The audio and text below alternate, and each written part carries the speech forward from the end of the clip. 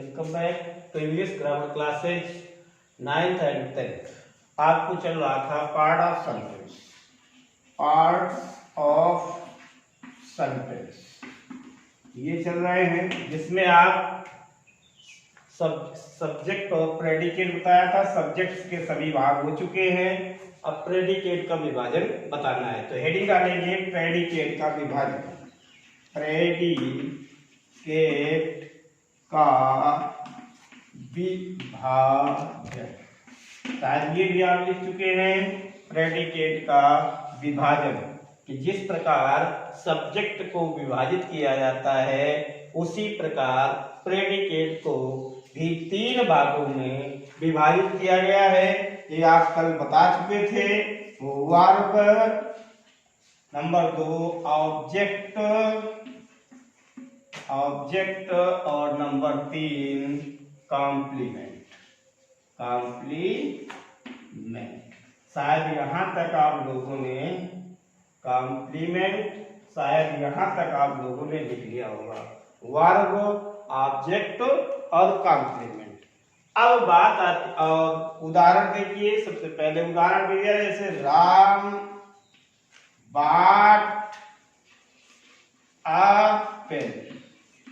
राम ने एक पेन खरीदा या राम एक पेन खरीदता। बाट,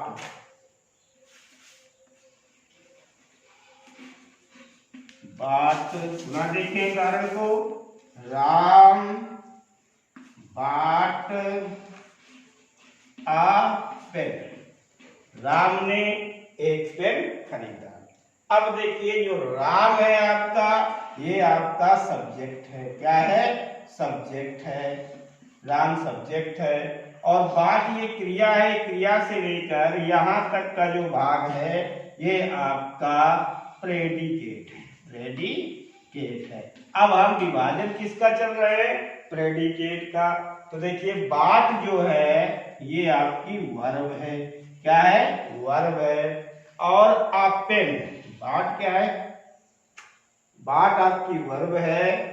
और आपेन, ये जो लिखा है आपेन, ये आपका है ऑब्जेक्ट। क्या है? ऑब्जेक्ट। इतना आपने समझ लिया था। ये आपका क्या है? ऑब्जेक्ट है।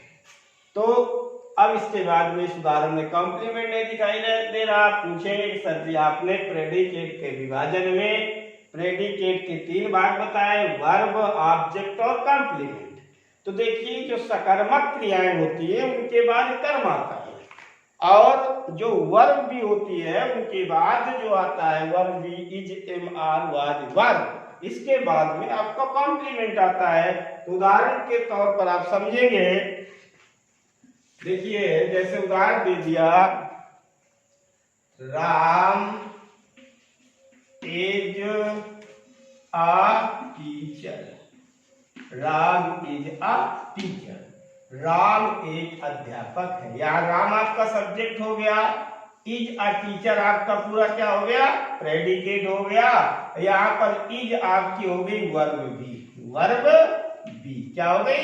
वर्ब भी। और अ टीचर आपका, ये जो अ टीचर है, ये आपका हो गया कॉम्प्लीमेंट। यहाँ ऐसे लिख सकते हैं, अ टीचर आपका क्या हो गया? कॉम्प्लीमेंट।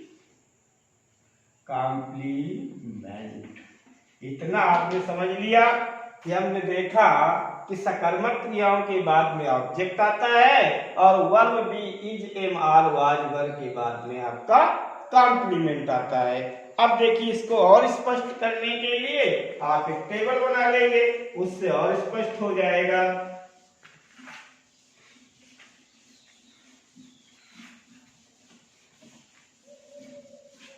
एक आप क्या बना देंगे? टेबल बना देंगे, उससे बिल्कुल आपको स्पष्ट हो जाएगा। तो क्या डालेंगे यहाँ पर? उसी प्रकार यहाँ डाल देंगे आप सेंटेंस। क्या डाल देंगे? सेंटेंस। और यहाँ से ऐसे आप लाइन दे देंगे, ये दे देंगे। ऊपर भी कम ऐसे लाइन दे देंगे, और इसके आप 2 भाग कर देंगे। इसके सेंटेंस के कितने भाग कर देंगे? 2 भाग। और कैसे करते थे? पहला आप करते थे सब्जेक्ट, और दूसरा आप करते थे प्रेडिकेट। पहला करते थे सब्जेक्ट, दूसरा करते थे प्रेडिकेट, और प्रेडिकेट के को हमने विभाजित कर दिया। प्रेडिकेट को हमने विभाजित किया, तो प्रेडिकेट को जब विभाजित कर दें तो यहाँ पर हम केवल दो ही चीजें अभी दर्शाएंगे। यहाँ पर दर्शा देंगे वर्ब और यहाँ पर दर्शा देंगे ऑब्जेक्ट। क्या दर्शा देंगे? वर्ब और ऑब्जेक्ट। और यहाँ से ऐसे हम आपका लाइन दे देंगे। क्या दे देंगे? लाइन दे देंगे, और इसको यहाँ पर ऐसे कर देंगे। अब नंबर 1 हमने डाला राम, ये आपका सब्जेक्ट हो गया। बाट, आपकी बाट, ये आपकी वर्ब हो गई, और आपटेन आपका ऑब्जेक्ट हो गया। हो गया। दूसरा उदाहरण, आई राइट्स a letter। तीसरा उदाहरण, they play cricket, they play cricket. और उदाहरण, शिवानी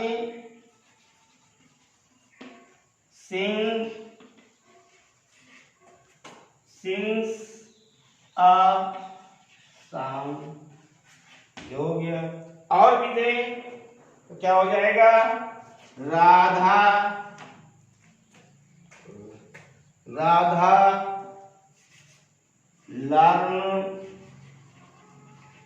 learns her lesson। इस प्रकार से आपने देखा कि जहां पर वर्ब आई है, सकर्मक क्रिया आई है, वहां पर आपका ऑब्जेक्ट आया है। तो एक टेबल कंप्लीट कर देंगे, sentence, subject, predicate, verb, object, और इस प्रकार से टेबल कंप्लीट कर लेंगे। तो आप लोग इस टेबल को कंप्लीट कर लीजिएगा, बना लीजिएगा इस प्रकार से। इसे कंप्लीट करने के बाद में अब देखते हैं ये क्या लिखा हुआ है। राम लिखा हुआ है, ये क्या लिखा हुआ? बाट, ये क्या लिखा हुआ है? ऑब्जेक्ट। तो बाट आपकी वर्ब हो गई, ऑब्जेक्ट आपका ऑब्जेक्ट हो गया। फिर आई आपका सब्जेक्ट हो गया, राइट्स आपकी वर्ब हो गई, आ लेटर आपका ऑब्जेक्ट हो गया, दे आपका सब्जेक्ट हो गया, प्ले आपकी वर्ब हो गई, क्रिकेट आपका ऑब्जेक्ट हो गया, शिवानी ये आपका सब्जेक्ट हो गया, सिंस ये आपकी वर्ब हो गई, और आ सॉन्ग आपकी ऑब्जेक्ट हो गया। राम लर्न्स, अब राम है तो यहाँ हर नहीं होगा, क्या होगा? हिज होगा। क्या होगा? हिज होगा। Ram learns his lesson, Ram अपना पाठ याद करता है। तो ये टेबल बना लेंगे। अब यहाँ पर प्रेडिकेट के विवरण केवल वर्ब ऑब्जेक्ट आया है, कॉम्प्लीमेंट नहीं दर्शाया गया। तो अब आप कॉम्प्लीमेंट के लिए तालिका बना लेंगे।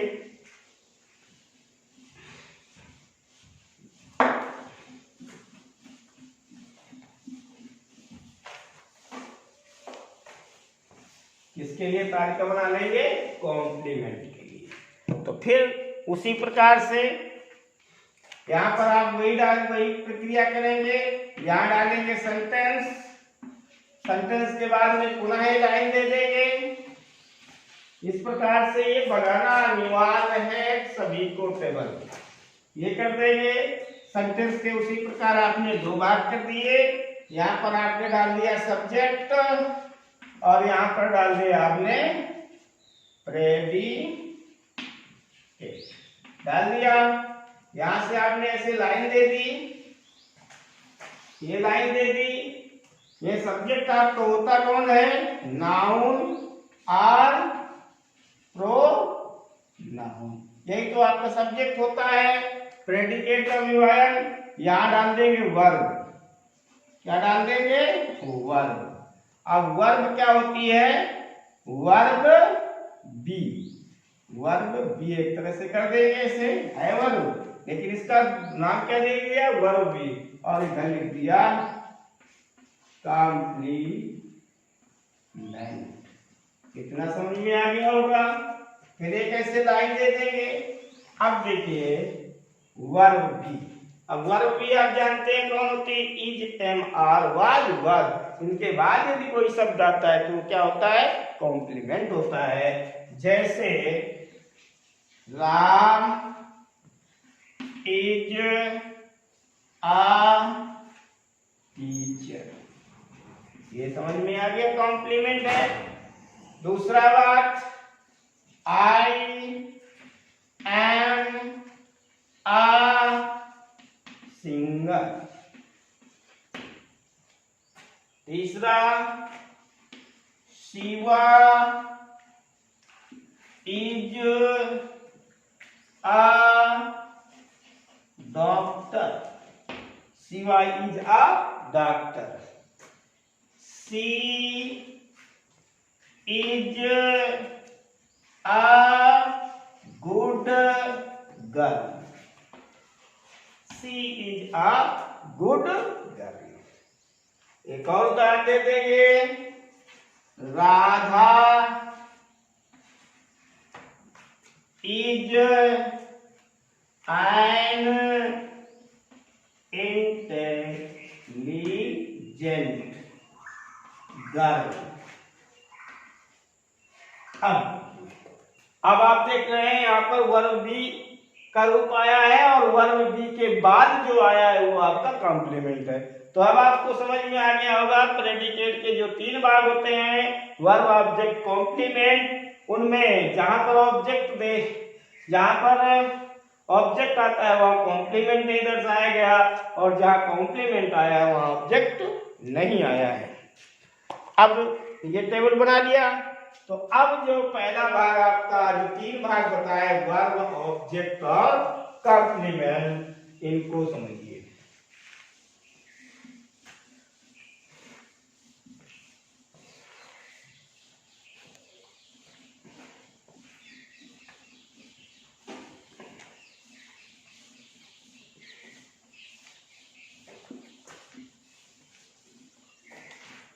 देखिए, प्रेडिकेट के हमने 3 भाग बताए थे आपको। नंबर 1 बताया था वर्ब, नंबर 2 बताया था आपको ऑब्जेक्ट और नंबर 3 बताया था आपको कॉम्प्लीमेंट।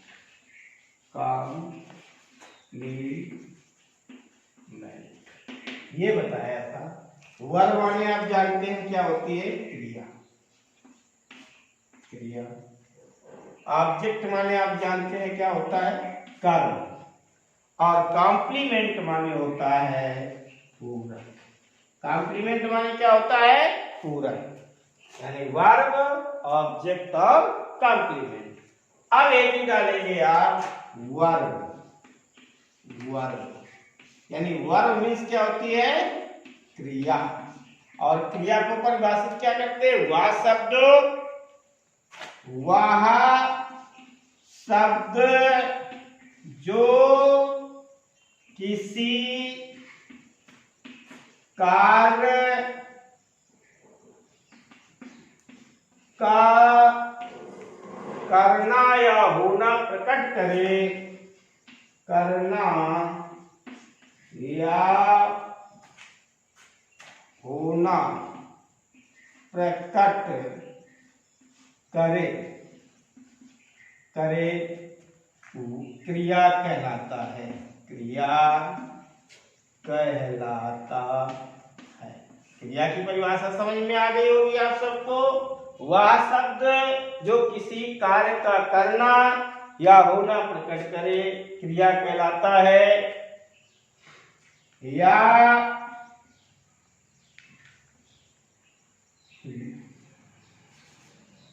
यह किसी व्यक्ति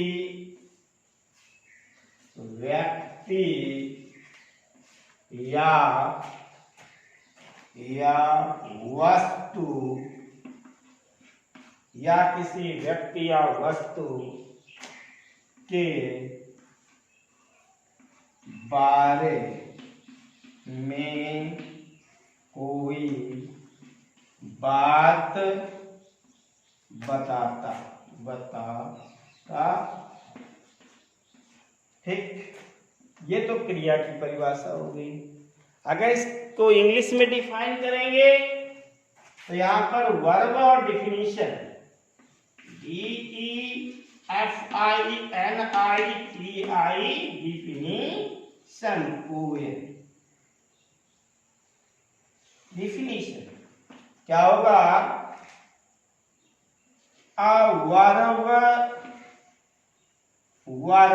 is a word used for saying something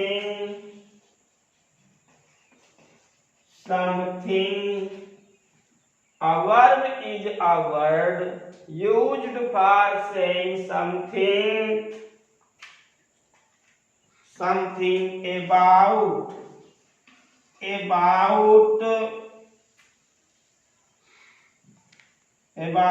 some person or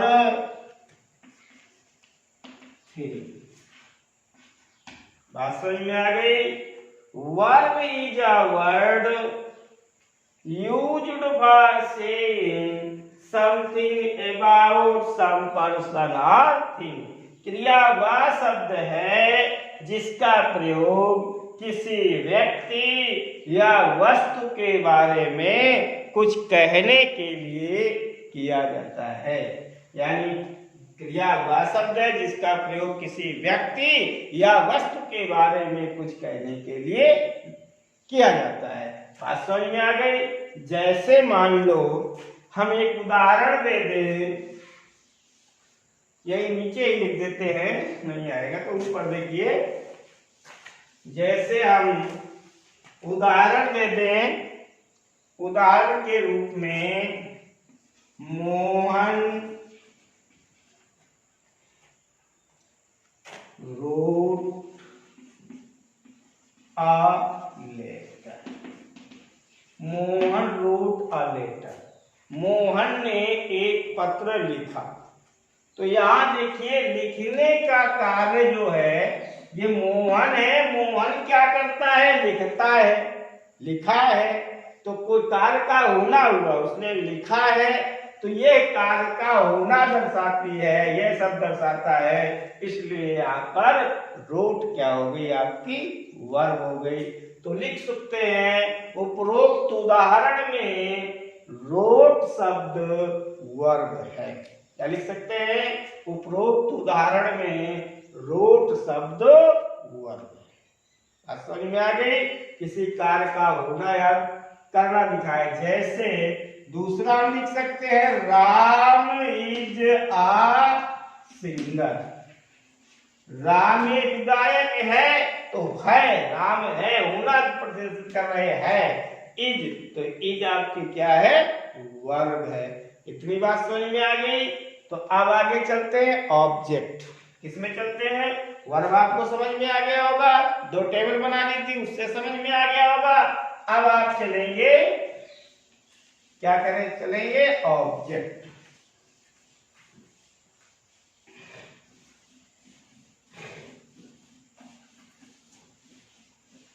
heading डालेंगे ऑब्जेक्ट। ऑब्जेक्ट का विभाजन। ऑब्जेक्ट का विभाजन। ऑब्जेक्ट का विभाजन। अब देखिए सकर्मक क्रियाओं के बाद कर्म का आना आवश्यक है। क्या है? सकर्मक क्रियाओं के बाद कर्म का आना आवश्यक है। यह कर्म दो प्रकार का हो सकता है। यानी लिखेंगे सकर्मक क्रियाओं सकर्मक क्रियाओं यानी इनको कहते हैं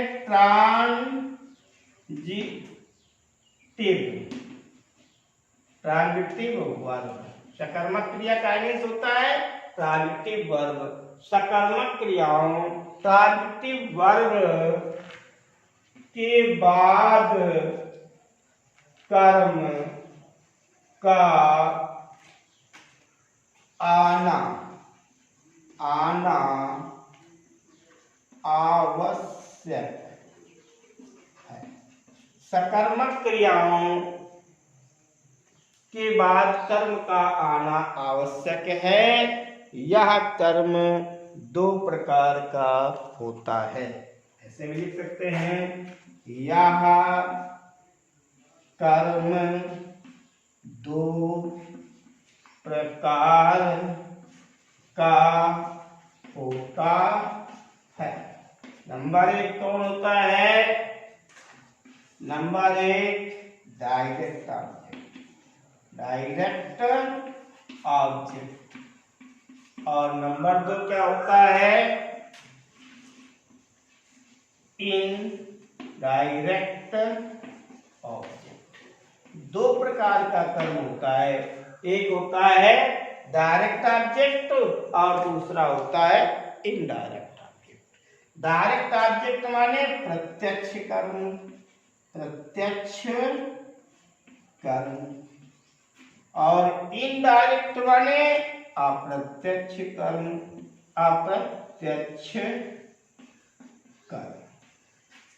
डायरेक्ट ऑब्जेक्ट माने प्रत्यक्ष कर्म और इनडायरेक्ट ऑब्जेक्ट माने अप्रत्यक्ष कर्म। अब देखिए एक उदाहरण, जैसे राम गेव मी अ पेन। राम ने मुझे पेन दिया। अब आप देखते होंगे इस उदाहरण में जो ये राम है, क्योंकि ये क्रिया के पहले है, तो ये आपका क्या हुआ? सब्जेक्ट हो गया। क्या हो गया? सब्जेक्ट हो गया। अब यहाँ गेव जो क्रिया है, यहां से लेकर के ये जो पेन तक का भाग है, पूरा भाग, ये आपका क्या हो गया? क्या हो गया? हाँ, प्रेडिकेट। हाँ, क्या हो गया? प्रेडिकेट हो गया ना, प्रेडिकेट हो गया। अब आप कह सकते हैं सर जी गेव तो वर्ब हो गई और गेव वर्ब हो गई, मी और लेटर क्या है? मी और लेटर आपने बताया ऑब्जेक्ट। तो ऑब्जेक्ट दो प्रकार का होता है, दो ऑब्जेक्ट हो गए यहाँ पर, एक मी हो गया और एक हो गया अपेन। तो देखिए जो गेव जो क्रिया है, तो क्रिया के तुरंत बाद यदि जो ऑब्जेक्ट आता है वो इनडायरेक्ट होता है। कैसा होता है? क्रिया के तुरंत बाद आने वाला ऑब्जेक्ट ज्यादातर इनडायरेक्ट होता है। तो ये क्या हो गया आपका? ये हो गया, मी हो गया इनडायरेक्ट ऑब्जेक्ट। क्या हो गया? Indirect object. और ये पेन, ये आपका अपेन जो है, ये आपका क्या हो गया? Direct object. क्या हो गया? Direct object. ये ऑब्जेक्ट इस प्रकार से दो प्रकार का होता है। राम गेव मी अ पेन, राम ने मुझे एक पेन दिया। तो यहां पर यदि प्रश्न करें कि राम ने मुझे क्या दिया, तो उत्तर क्या आता है? क्या आता है उत्तर? अपेन। क्या उत्तर आता है? अपेन। तो जो अपेन क्या का प्रश्न करने से जो उत्तर आ जाए, वो आपका डायरेक्ट ऑब्जेक्ट हुआ।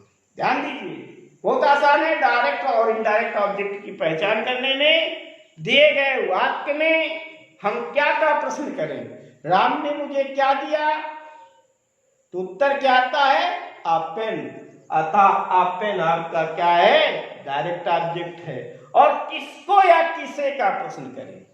किसको या किसे का प्रश्न करने पर जो उत्तर आ जाए वो इनडायरेक्ट ऑब्जेक्ट होता है। राम ने किसको एक पेन दिया, तो उत्तर क्या आता है? मी। मुझे दिया, तो मी क्या आया आपका? Indirect object. अब समझ में आ गई डायरेक्ट और इनडायरेक्ट ऑब्जेक्ट क्या है? पुनः समझे कि दिए गए वाक्य में यदि दो ऑब्जेक्ट दिए हो, डायरेक्ट और इनडायरेक्ट ऑब्जेक्ट दोनों दिए हों, तो उनमें डायरेक्ट और इनडायरेक्ट ऑब्जेक्ट की पहचान कैसे करेंगे? तो पहचान करने के लिए हम दिए गए वाक्य में क्या का प्रश्न करेंगे? यानी राम ने मुझे क्या दिया, तो उत्तर आता है एप्पल दिया। तो एप्पल क्या हो गया, डायरेक्ट ऑब्जेक्ट हो गया। और यदि किसको का प्रश्न करें तो राम ने किसको या किसे पेन दिया, तो उत्तर क्या आता है, मी आता है। तो मी यानी मुझे दिया, तो मी क्या हो गया, इनडायरेक्ट ऑब्जेक्ट। आज समझ में आ गई होगी सबको समझ में। पुनः देखते हैं, ये गेब आपकी क्या हो गई, वर्ब हो गई। फिर एक बार और पुनः पीछे चलते हैं। मैंने कहा है सेंटेंस के दो भाग होते हैं, सब्जेक्ट और प्रेडिकेट। क्रिया से पहले वाला भाग सब्जेक्ट और क्रिया से लेकर के बाद वाला भाग आपका प्रेडिकेट। अब प्रेडिकेट का विभाजन किया तो गेव आपकी वर्ब हो गई, मी आपका इनडायरेक्ट ऑब्जेक्ट हो गया और अपेन आपका डायरेक्ट ऑब्जेक्ट हो गया। अब इनको परिभाषित करेंगे तब और स्पष्ट हो जाएगा। हेडिंग डालेंगे, डायरेक्ट ऑब्जेक्ट। पहले हेडिंग क्या डालेंगे, डायरेक्ट ऑब्जेक्ट। हेडिंग डाल देंगे डायरेक्ट ऑब्जेक्ट। हेडिंग क्या डालेंगे, डायरेक्ट ऑब्जेक्ट।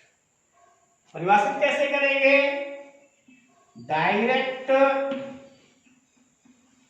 ऑब्जेक्ट से वस्तु का बोध होता है, बोध होता है,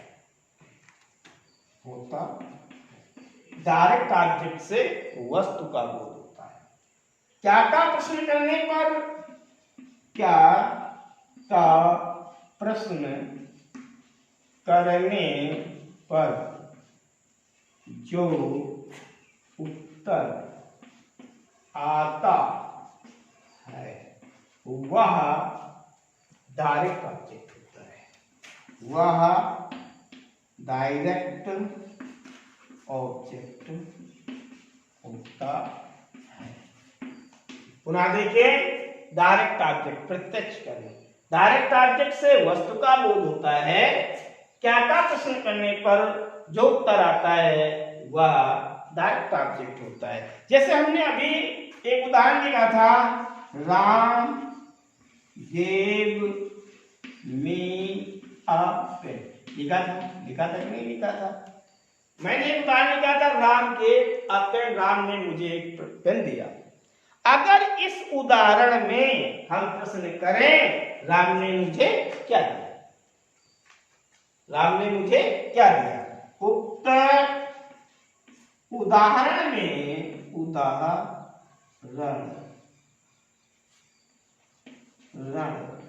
में प्रश्न करें, क्या प्रश्न करें, राम ने मुझे क्या दिया, राम ने मुझे क्या दिया, क्या दिया, तो तुरंत उत्तर आ जाता है अ पेन। तो उत्तर मिला, तो उत्तर मिला अ पेन। अब देखिए अ पेन, तो क्या का प्रश्न करने पर हमें उत्तर मिल गया अ पेन, एक पेन, यही आपका डायरेक्ट ऑब्जेक्ट है। दूसरी बात, ये वस्तु है। अब हमने ऊपर हेडिंग परिभाषण के लिए लिखा था, डायरेक्ट ऑब्जेक्ट से वस्तु का बोध होता है। क्या का प्रश्न करने पर जो उत्तर आता है वो डायरेक्ट ऑब्जेक्ट होता है। तो हमने जब प्रश्न किया कि राम ने मुझे क्या दिया, तो उत्तर आया आपेन। तो आपेन आपका क्या हो गया, डायरेक्ट ऑब्जेक्ट हो गया। बात स्पष्ट समझ में आ गई होगी कि क्या का प्रश्न करने पर जो उत्तर में आ जाए वो आपका डायरेक्ट ऑब्जेक्ट हो गया। अब दूसरा ऑब्जेक्ट क्या है, इनडायरेक्ट ऑब्जेक्ट। कौन सी हेडिंग डालेंगे, इनडायरेक्ट ऑब्जेक्ट।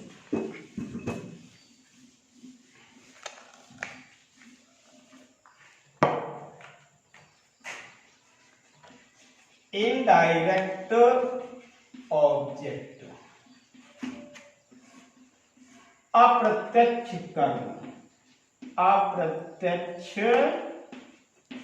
कर, अप्रत्यक्ष कर। तो इनडायरेक्ट ऑब्जेक्ट से व्यक्ति का बोध होता है। इनडायरेक्ट ऑब्जेक्ट, ऑब्जेक्ट से व्यक्ति का बोध होता है।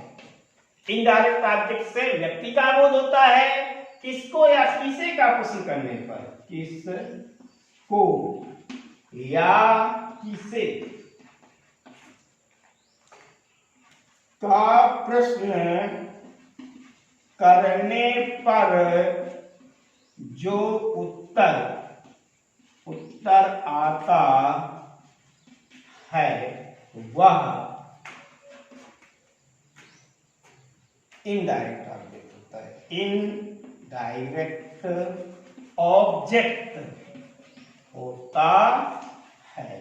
ना समझ में आ गया होगा? इनडायरेक्ट ऑब्जेक्ट से व्यक्ति का बोध होता है, किसको या किसे का प्रश्न करने पर जो उत्तर आता है वह इनडायरेक्ट ऑब्जेक्ट होता है। वही उदाहरण लेने बदलेंगे नहीं। राम गेव मी अ पेन, राम गेव मी अ पेन, ये उदाहरण है। यहाँ दो ऑब्जेक्ट है, एक है मी और एक है अ पेन। तो कैसे पता चलेगा कौन डायरेक्ट है कौन इनडायरेक्ट है? तो अगर इसमें क्या परिभाषा दी, अप्रत्यक्ष कर्म यानी इनडायरेक्ट ऑब्जेक्ट से व्यक्ति का बोध होता है, किसको का या किसे का प्रश्न करने पर जो उत्तर आता है वह इनडायरेक्ट ऑब्जेक्ट होता है। तो इस उदाहरण में अगर हमने प्रश्न करें राम ने किसे पेन दिया, तो उत्तर क्या मिलेगा? मी। इस उदाहरण में प्रश्न करें राम ने एक पेन किसे दिया, तो उत्तर आएगा मी, और मी आपका क्या हो जाएगा? Indirect object. इसको का प्रश्न करने से स्पष्ट हो गया। दूसरा मी, ये व्यक्ति का बोध कराता है। किसका बोध कराता है? व्यक्ति का बोध कराता है। पर्सनल प्रोनाउन है, व्यक्तिवाचक सर्वनाम है, व्यक्ति का बोध करा रहा है, तो ये इनडायरेक्ट ऑब्जेक्ट वैसे ही है। इतना